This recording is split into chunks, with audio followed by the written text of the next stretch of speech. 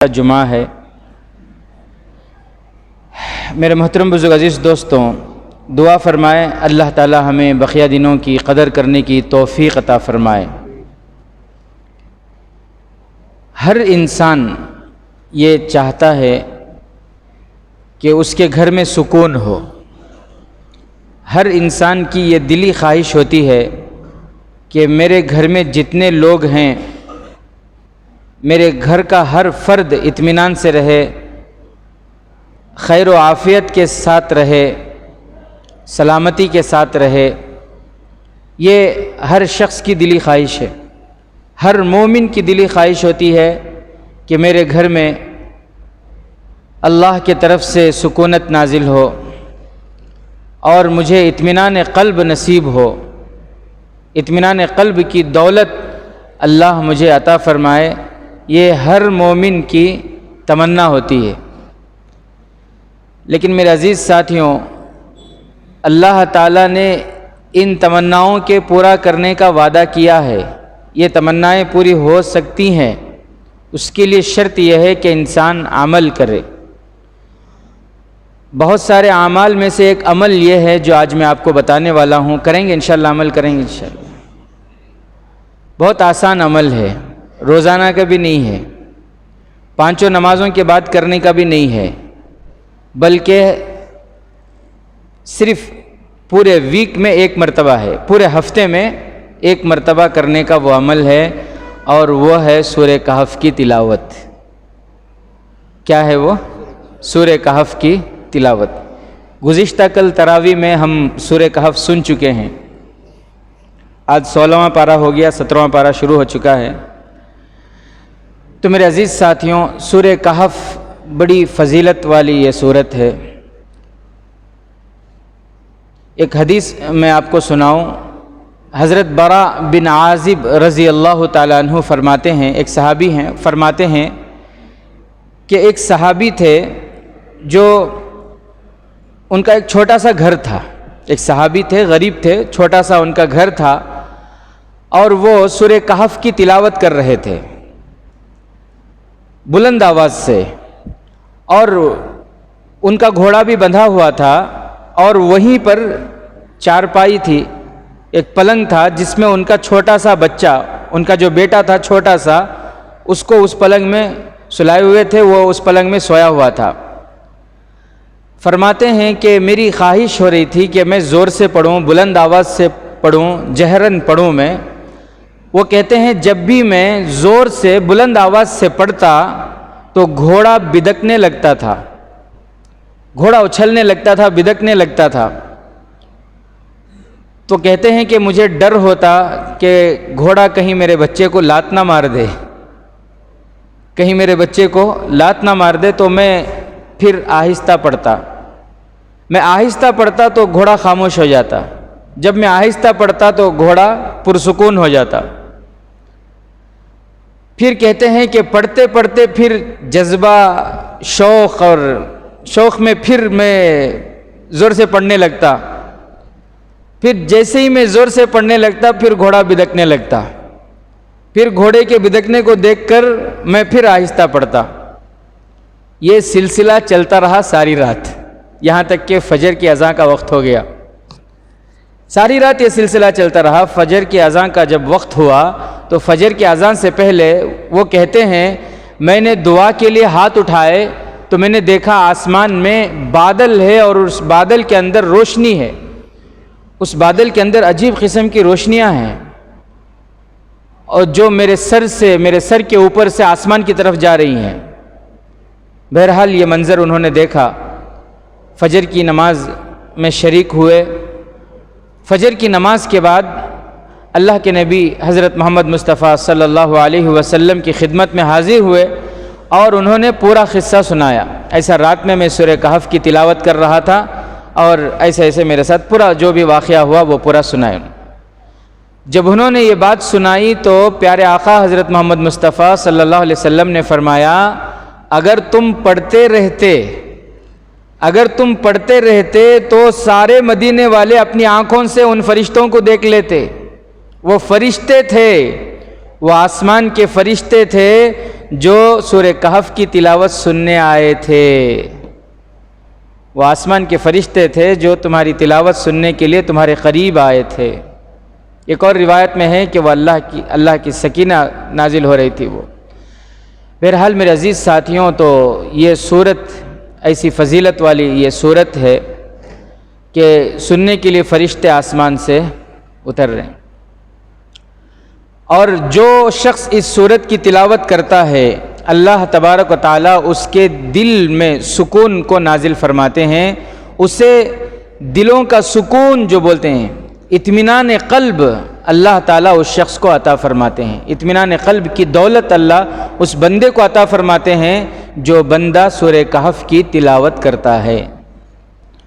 اور ایک حدیث ہے، حضرت ابو الدرداء رضی اللہ تعالیٰ عنہ فرماتے ہیں کہ جناب آقا محمد الرسول اللہ صلی اللہ علیہ وسلم نے فرمایا کہ جو شخص سورہ کہف کے شروع کے 10 آیتوں کو یاد کر لے، جو شخص سورہ کہف کے شروع کی 10 آیتوں کو یاد کر لے، اللہ تعالیٰ دجال کے فتنوں سے اس کی حفاظت فرماتے ہیں۔ ایک اور حدیث میں جناب آقا محمد الرسول اللہ صلی اللہ علیہ وسلم نے فرمایا کہ جو بندہ ہر جمعہ کہ جو شخص سورہ کہف پڑھے اس طرح پڑھے جس طرح وہ اتاری گئی ہے، جو شخص سورہ کہف پڑھے اس طرح جس طرح وہ اتاری گئی۔ کس طرح اتاری گئی؟ یعنی تجوید کے ساتھ، حرفوں کی ادائیگی کے ساتھ، اچھی آواز سے، اچھے ترنم سے، اطمینان کے ساتھ۔ کیسے؟ ہاں، یہ بات یاد رکھیں، قرآن اسپیڈ پڑھنا کوئی کمال نہیں ہے، قرآن اسپیڈ پڑھنا کوئی کمال نہیں ہے، اور اللہ کو پسند بھی نہیں ہے اسپیڈ۔ ہم نہ پسند ہے وہ الگ چیز ہے، ہم نہ سلو پسند نہیں ہے۔ اطمینان سے پڑھیں، حرفوں کی ادائیگی کے ساتھ پڑھیں، اور شوق سے پڑھیں، اچھی آواز سے پڑھنے کی کوشش جو کرتے ہیں وہ بندے اللہ کو پسند ہیں، ان کی تلاوت اللہ کو پسند ہے۔ اس لیے کبھی بھی قرآن پڑھیں تو اطمینان سے پڑھنے کی کوشش کریں۔ ٹھیک ہے، کریں گے انشاءاللہ۔ بہرحال میرے عزیز ساتھیوں، تو جناب آقا محمد الرسول اللہ صلی اللہ علیہ وسلم نے فرمایا کہ جو سورہ کہف کو اس طرح پڑھے جس طرح کہ وہ اتاری گئی ہے، اگر وہ دجال کو پا لے گا، یعنی دجال کے زمانے کو وہ پا لے گا، تو اللہ تعالیٰ دجال سے اس کی حفاظت فرمائیں گے، دجال اس پر مسلط نہیں ہو سکے گا، دجال اس پر مسلط نہیں ہو سکے گا۔ میرے عزیز ساتھیوں، دجال تو جب آئے گا تب آئے گا، لیکن دجال سے پہلے دجال کے چھوٹے چھوٹے دجال بہت آ چکے ہیں، دجال کے فتنے ظاہر ہو چکے ہیں۔ آپ پوری دنیا کے حالات دیکھیں، غور کریں تو آپ کو معلوم ہوگا کہ دنیا میں بہت سے دجال کے فتنے ظاہر ہو چکے ہیں اور ہو رہے ہیں۔ جیسے بارش سے پہلے بادل چھا جاتی ہیں نا، گھٹائیں چھا جاتی ہیں، بارش سے پہلے گھٹائیں آتی ہیں، بارش سے پہلے بادل، بادل کے بعد بارش، اسی طرح یہ چھوٹے چھوٹے دجال، اس کے بعد بڑا دجال، دجال کے فتنے پہلے ظاہر ہوں گے۔ دجال کے لیے پورا گراؤنڈ پہلے بنایا جائے گا، پورا ماحول بنایا جائے گا، اس کے بعد پھر دجال آئے گا، تو وہ ماحول بننا شروع ہو چکا ہے۔ تو دجال کے فتنوں سے حفاظت ہوگی جو شخص سورہ کہف کی تلاوت کرے ہر جمعہ کو، اس لیے ارادہ کرے، پڑھیں گے بھائی انشاءاللہ۔ دشمن بڑے سے بڑا ہی کیوں نہ ہو، اللہ تعالیٰ اس سورت کی برکت سے دشمن کے دل میں خوف ڈال دیتے ہیں، دشمن کے دل میں رعب ڈال دیتے ہیں، اس کے پاؤں کو، اس کے ہاتھوں کو روک دیتے ہیں۔ حضرت مولانا مکی رحمۃ اللہ علیہ، نہیں دامت برکاتہم، ابھی وہ باحیات ہیں، اللہ ان کی عمر لمبی فرمائے۔ حضرت مولانا مکی دامت برکاتہم جو مکے میں حرم شریف میں درس دیتے ہیں، وہ فرماتے ہیں کہ وہ اپنے والد کا قصہ سناتے ہیں۔ 1947 میں 1947 میں جب بٹوارہ ہوا تو اس وقت بہت سے لوگ یہاں سے وہاں چلے گئے اور وہاں سے یہاں آئے. اس درمیان کیا ہوا؟ لوٹ مار بہت ہوا، قتل و غارت گری بہت ہوئی. صحیح بات، قتل و غارت گری بہت ہوئی. تو مولانا مکی صاحب فرماتے ہیں کہ ان کے والد نے ان کو بتایا کہ وہ ان کے والد جس گاؤں میں رہتے تھے. مولانا مکی کہتے ہیں کہ میں تو تھا اس وقت، پیدا تو ہو چکا تھا لیکن بہت چھوٹا تھا، مجھے کچھ یاد نہیں ہے. فرماتے ہیں ہمارے والد صاحب نے ہم سے یہ کہا کہ ہمارے گاؤں میں کچھ ہندو بھی رہتے تھے، مسلمان بھی رہتے تھے، اور دونوں مل جل کر اس گاؤں میں رہتے تھے. اس وقت ایک شریروں کی جماعت بن گئی تھی، انہوں نے اپنی ایک ٹولی بنا لی تھی، ایک جماعت بنا لی تھی، اور ان لوگوں کا کام یہ ہوتا تھا کہ گاؤں کو جاتے تھے، دیہاتوں کو جاتے تھے اور پورے گاؤں کو لوٹ لیتے تھے. ایمرجنسی کا زمانہ تھا، وہ سب کشمہ کشمی کے عالم میں تھے. ایسے وقت میں یہ شریروں کی یہ جماعت تھی جو اس طرح شرارت کرتے تھے، پورے گاؤں کو لوٹ لیتے تھے. تو مولانا مکی فرماتے ہیں ہمارے والد صاحب کو معلوم ہوا کہ یہ لوگ ہیں اور ان کی یہ جماعت ہے اور یہ لوگ گاؤں کو جا کر لوٹتے ہیں. تو مولانا مکی کے والد صاحب نے ان کو یہ پیغام بھیجا کہ دیکھو بھائی، تم ہمارے گاؤں میں لوٹنے کے لیے مت آنا، تم ہمارے گاؤں میں ڈاکہ ڈالنے کے لیے نہیں آنا، اگر آؤ گے تو پھر تمہاری خیریت نہیں ہوگی. یہ حضرت نے ان کو پیغام بھیجا. جب ڈاکوؤں تک یہ پیغام پہنچا تو ڈاکوؤں نے پھر خط کا جواب دیا کہ اب تو ہم تمہارے گاؤں کو ضرور لوٹیں گے اور سب سے پہلے تمہیں قتل کریں گے. مولانا سب سے پہلے تم کو قتل کریں گے اور پھر تمہارے گاؤں کو لوٹیں گے، برباد کر کے اس کے بعد آئیں گے. اب جب انہوں نے وارننگ دے دی تو کہتے ہیں کہ ان کے والد صاحب فوراً جو ہے گاؤں والوں کو جمع کیے، اور گاؤں والوں کو جمع کر کے انہوں نے کہا کہ ایک کام کرو، جتنے بھی تمہارے پاس قیمتی چیزیں ہیں گھروں میں، وہ قیمتی چیزیں سب یہاں مدرسے میں، ان کا گھر تھا، بہت بڑا گھر تھا، یہاں لا کر رکھ دو، اور عورتوں کو اور بچوں کو سب کو یہاں لا کر رکھ دیں. ان کی حفاظت کے لیے کچھ آدمیوں کو متعین کیے اور 50-60 نوجوانوں کو لے کر گاؤں سے باہر، جدھر سے وہ ڈاکو آنے والے تھے گاؤں کو، اس طرف چل دیے. اور ادھر کیا کیے، بچوں کو سورہ کہف پڑھانے لگا دیے، بچوں کو بٹھا دیے قرآن دے کر، جگہ جگہ بٹھا دیے پورے قلعے کے اندر، پورے مطلب محل کے اندر، مدرسے کے اندر، کہ تم لوگ سورہ کہف پڑھتے رہو اور پڑھ پڑھ کر ہر چیز میں دم کرو، دیواروں پہ دم کرو اور ہر چیز میں دم کرو اور سورہ کہف کی تلاوت کرتے رہو. سورہ کہف پڑھنے بٹھائے اور پھر 50-60 لوگوں کو لے کر لاٹھیاں جو بھی ان کے پاس تھی اس وقت وہ لے کر وہاں سے نکلے، وہ جس طرف سے ڈاکو کے آنے کا خطرہ تھا. تو وہاں جا کر راستے میں، کیوں؟ اس لیے کہ اگر کچھ لڑائی ہو، قتل و غارت گری ہو تو گاؤں سے باہر ہو، گاؤں میں عورتیں ہیں، بچے ہیں، وہ محفوظ رہیں گے، یہ سوچ کر باہر گئے. تو ادھر سے پھر ان کا قافلہ آیا، ڈاکوؤں کا قافلہ آیا، اور پھر جو ہے وہ شروع ہوئی، مار پیٹ شروع ہوئی. تو وہ جو ڈاکو تھا اس نے ان کو نشانہ بنایا تھا مولانا مکی کے والد صاحب کو کہ ان کو پہلے مارنا ہے. اور ان کے پاس اسلحے تھے، ان کے پاس ہتھیار تھے، ان کے پاس نیزے تھے، ان کے پاس تلوار تھے، ان کے پاس بندوق تھے. ڈاکو تھے نا، ان کے پاس بندوق تھے.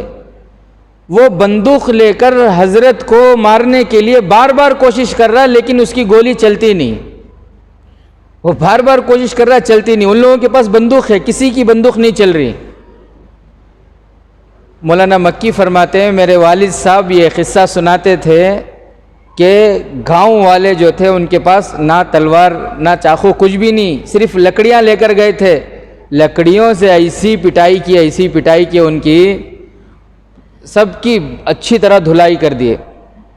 اتنے میں کیا ہوا، ادھر سے حکومت کے جو پولیس اہلکار ہیں ان کی ٹیم پہنچ گئی. ان کی جب ٹیم پہنچ گئی تو پھر انہوں نے آ کر فوراً ان ڈاکوؤں کو پکڑ کے، جو بڑے بڑے ڈاکو تھے سب کو لے جا کر جیل میں ڈال دیا. تو حضرت لکھتے ہیں کہ جیل میں بعد میں کسی نے اس ڈاکو کے جو سردار تھے اس سے پوچھا کہ بھئی تمہاری بندوق خراب تھی یا بندوق میں گولی نہیں تھی یا کیا ہو گیا تھا تمہیں، تم مولانا کو مارے کیوں نہیں، گولی چلائے کیوں نہیں؟ تو اس نے کہا کہ نہیں مجھے پتہ ہی نہیں چلا، بندوق بھی اچھی تھی، اس میں گولی بھی تھی، اور میں کوشش بھی کر رہا تھا لیکن کیا پتہ نہیں گولی اس میں نکل ہی نہیں رہی تھی۔ تو میرے عزیز ساتھیوں، یہ واقعہ سنانے کا مقصد یہ ہے کہ دیکھو اللہ جب حفاظت کرنے پہ آئے تو پوری دنیا کی طاقت کچھ نہیں کر سکتی۔ تو اس لیے سورہ کہف کی بڑی فضیلت ہے۔ سورہ کہف کی فضیلت ہر جمعہ جو پڑھے اس کی فضیلت یہ ہے کہ بڑا دجال جو آئے گا وہ بھی اگر آ گیا تو وہ بھی نقصان نہیں پہنچا سکے گا۔